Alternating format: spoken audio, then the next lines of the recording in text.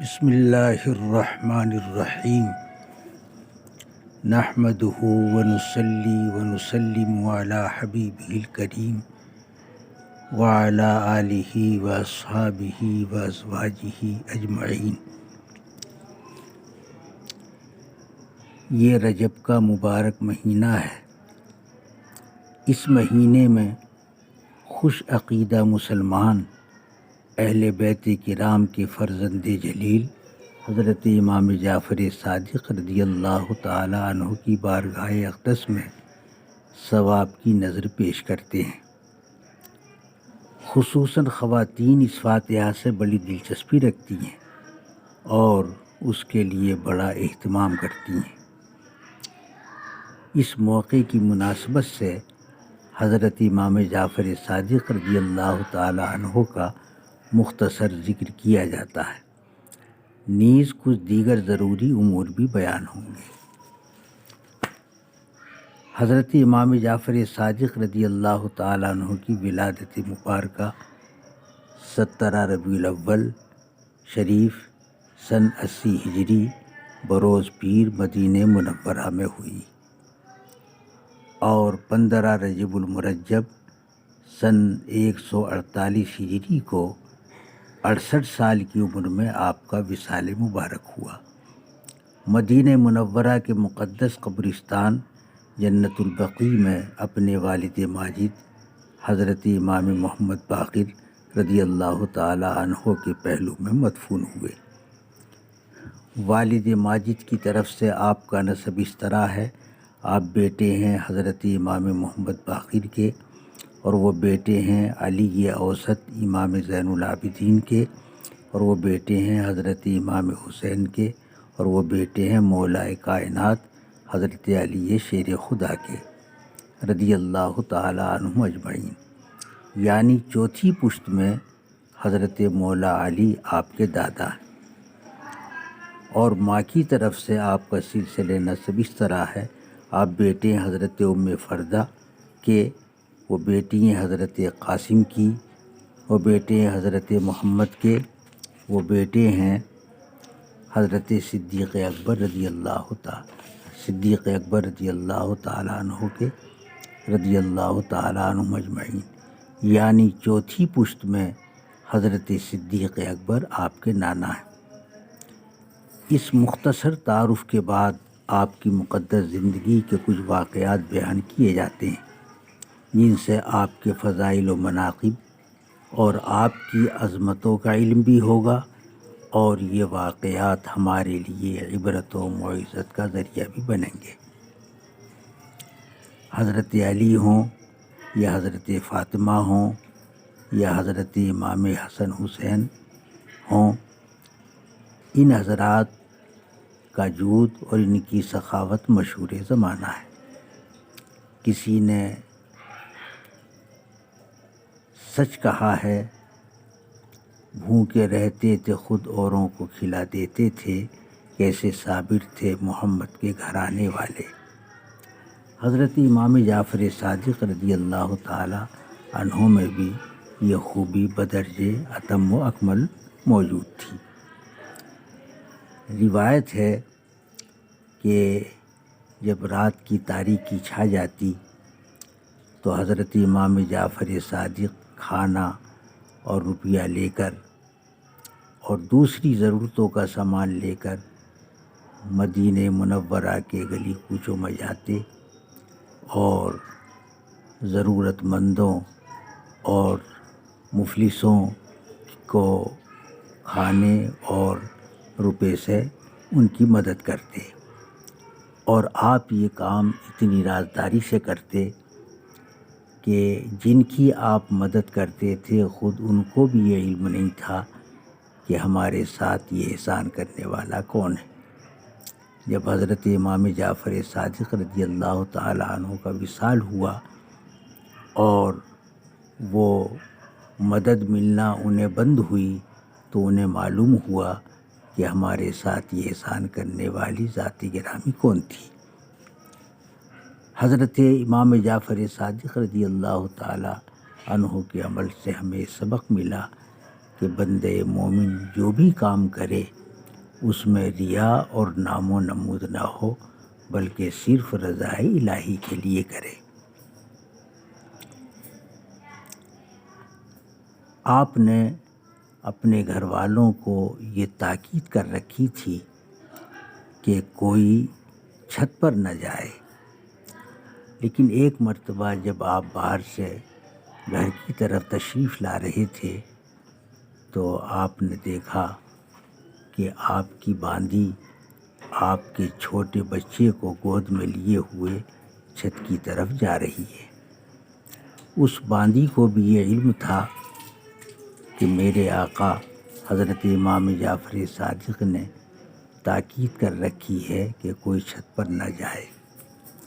اتفاق سے اس باندی کی نظر آپ پر پڑ گئی اور اس پر خوف طاری ہوا، اور اس خوف کے طاری ہونے کی وجہ سے اس کے بدن میں ایک کمزوری پیدا ہوئی اور بچے پر سے اس کی گرفت ڈھیلی پڑ گئی اور بچہ اس کی گود سے نیچے آ رہا اور بچے کا انتقال ہو گیا۔ حضرت امام جعفر صادق رضی اللہ تعالی عنہ کو اس واقعے پر بڑا صدمہ ہوا۔ آپ خود غور کر سکتے ہیں کہ ایسے عالم میں اس باندی کے دل پر کتنا خوف طاری ہوا ہوگا، اور اس کے خیال میں یہ ہوگا کہ میرے آقا کی طرف سے مجھے سخت سزا دی جائے گی۔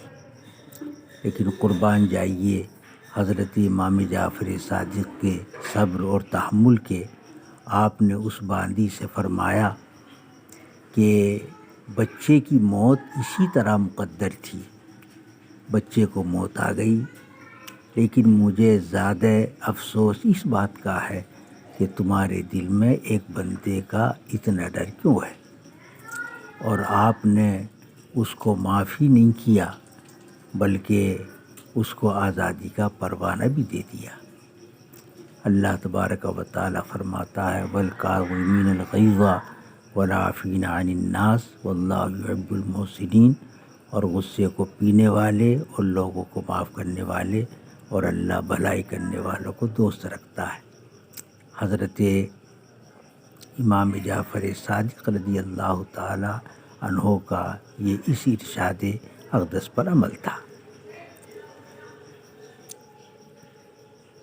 اللہ والے راضی برضائے الہی رہتے ہیں، اور انہیں اگر کوئی مصیبت بھی پہنچتی ہے تو اس صورت میں بھی ان کی زبان پر کسی قسم کا شکوہ اور شکایت نہیں آتی، بلکہ ان کا نظریہ یہ ہوتا ہے ہرچہ رسد از دوست نکوست، مرضی مولا از ہمہ اولا۔ آپ کے بچے کی طبیعت خراب تھی، ایک شخص عیادت کے لیے آپ کے پاس پہنچا تو دیکھا کہ آپ بڑے پریشان ہیں۔ کبھی آپ گھر کے اندر جاتے ہیں اور کبھی باہر آتے ہیں، لیکن کچھ دیر کے بعد اس آنے والے نے دیکھا کہ آپ کے چہرے پر جو اضطراب اور بے چینی تھی وہ دور ہو گئی، اور آپ کے چہرے پر اطمینان نظر آ رہا ہے۔ اسے بڑا تعجب ہوا اور اس نے سوال کیا کہ حضور، ابھی تو آپ بڑے غمگین اور پریشان تھے، اب وہ کیا بچہ شفا یاب ہو گیا کہ آپ کے چہرے پر اطمینان نظر آ رہا ہے؟ آپ نے فرمایا کہ نہیں، بچے کا انتقال ہو گیا۔ یہ جواب سن کر اس شخص کو اور زیادہ تعجب ہوا کہ جب بچہ بیمار تھا تو حضرت بڑے بے چین اور مضطرب تھے، اور جب بچے کا وصال ہو گیا تو وہ مطمئن نظر آ رہے ہیں۔ حضرت امام جعفر صادق رضی اللہ تعالیٰ عنہ نے فرمایا کہ وہ بے چینی بچے کی پریشانی کی وجہ سے تھی، لیکن جب امانت دینے والے نے، دولت دینے والے نے اپنی امانت واپس لے لی ہے تو اب اس پر رنج و غم اور آہ و واویلا کا کیا معنی؟ یہ حضرت امام جعفر صادق رضی اللہ تعالی عنہ کے تعلق سے کچھ باتیں عرض کی گئیں۔ ایک مرتبہ ایسا ہوا کہ ایک شخص کی دیناروں کی تھیلی گم ہو گئی اور وہ آپ سے واقف نہیں تھا۔ اس کو یہ بدگمانی ہوئی کہ وہ دیناروں کی تھیلی آپ نے لی ہے۔ حضرت امام جعفر صادق رضی اللہ تعالیٰ عنہ نے فرمایا تمہاری تھیلی میں کتنے دینار تھے؟ اس نے کہا میری تھیلی میں 1000 دینار تھے۔ آپ اس کو اپنے کاشان اقدس پر لے کر آئے اور 1000 روپے اس کو دے دیے، لیکن دوسرے ہی دن وہ تھیلی مل گئی تو وہ 1000 دینار آپ کے پاس لے کر آیا، معذرت خواہ ہوا اور وہ دینار آپ کی بارگاہ میں پیش کیے واپسی کے ارادے سے۔ حضرت امام جعفر صادق نے فرمایا کہ ہم جو چیز کسی کو دے دیتے ہیں وہ واپس نہیں لیتے۔ اس کے بعد جب اس کو معلوم ہوا کہ یہ اہل بیت کرام کے فرزند جلیل حضرت امام جعفر صادق رضی اللہ تعالی عنہ ہیں تو اسے بڑی ندامت ہوئی۔ یہ حضرت امام جعفر صادق رضی اللہ تعالی عنہ کے واقعات زندگی تھے۔ جیسا کہ میں نے شروع میں عرض کیا کہ خوش عقیدہ مسلمان آپ کی بارگاہ میں ثواب کی نظریں پیش کرتے ہیں اور خصوصاً خواتین اس فاتحہ کے سلسلے میں بڑا اہتمام کرتی ہیں، اور یہ ہمارے ایمان اور محبت رسول کا تقاضا ہے کہ اللہ کے محبوب صلی اللہ علیہ وسلم سے جو چیز بھی نسبت رکھے ہم اس سے محبت کریں۔ چنانچہ آل بیت سے محبت کرنا بھی ہمارے ایمان کا تقاضا ہے، تو ان کی بارگاہ میں ایصال ثواب کرنا یہ برکتوں اور سعادتوں کے حصول کا ذریعہ ہے۔ لیکن یہاں ایک بات یہ عرض کر دینا ضروری ہے کہ بعض لوگوں کے ذہن میں یہ ہے کہ یہ فاتحہ پوریوں ہی پر ہوتی ہے، اس فاتحہ کے لیے پوریاں ہی بنانی چاہیے۔ یہ خیال غلط ہے اور یہ اپنی طرف سے شریعت پر زیادتی ہے، بلکہ جس طرح دوسرے بزرگوں کی فاتحہ شیرینی پر یا طاہری پر یا دوسری چیزوں پر ہو جاتی ہے، حضرت امام جعفر صادق کی یہ فاتحہ بھی کسی چیز پر بھی دلائی جا سکتی ہے۔ میٹھے زردے پر بھی دلائی جا سکتی ہے اور طاہری پر بھی دلائی جا سکتی ہے، یا حلوے پر، یا کسی مسلمان حلوائی کے یہاں سے مٹھائی لائیں اس پر بھی یہ فاتحہ ہو سکتی ہے۔ پوریوں پر بھی ہو سکتی ہے، لیکن پوریاں یہ سمجھنا کہ پوریاں ہی ضروری ہیں، یہ خیال جو ہے وہ خلاف شریعت ہے۔ پھر ایک بات ذہن میں یہ بھی ہے کہ شیرینی کے لیے نئے برتن ہی ہونے چاہیے، چنانچہ مٹی کے کنڈے خریدے جاتے ہیں اور ان میں پوریاں رکھی جاتی ہیں، اور فاتحہ سے فراغت کے بعد وہ کنڈے یا تو کسی تالاب میں ڈال دیے جاتے ہیں، یا یہ باقر گنج میں جو گڑھے ہیں ان میں رکھ دیے جاتے ہیں، یا کسی اور جگہ پر رکھ دیے جاتے ہیں، یعنی فاتحہ کے بعد ان کو استعمال نہیں کیا جاتا۔ تو یہ ایک طرح سے مال کو ضائع کرنا ہے، اور مال ضائع کرنا جو ہے وہ نہ تو عقل کے اعتبار سے درست ہے اور نہ شریعت کے اعتبار سے درست ہے۔ اسراف اور فضول خرچی کو شریعت مطہرہ میں گناہ قرار دیا گیا ہے۔ تو حضرت امام جعفر صادق رضی اللہ تعالیٰ عنہ کی فاتحہ دلائیں، لیکن ان باتوں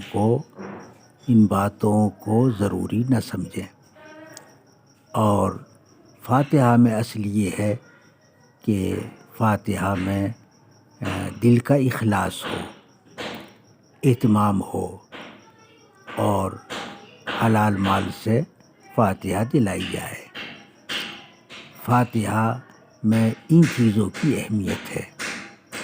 اللہ تبارک و تعالی ہمارے دلوں میں اہل بیت کرام کی محبت و عقیدت کو اور مضبوط فرمائے، اور ہمیں انہی کی محبت میں جلائے، انہی کی محبت میں مارے، اور کل ہمارا حشر بھی انہی کے زیر سایہ ہو۔ آمین۔ وصلی اللہ تعالی علی خیر خلقہ سیدنا و مولانا محمد وعلی آلہ و اصحابہ اجمعین۔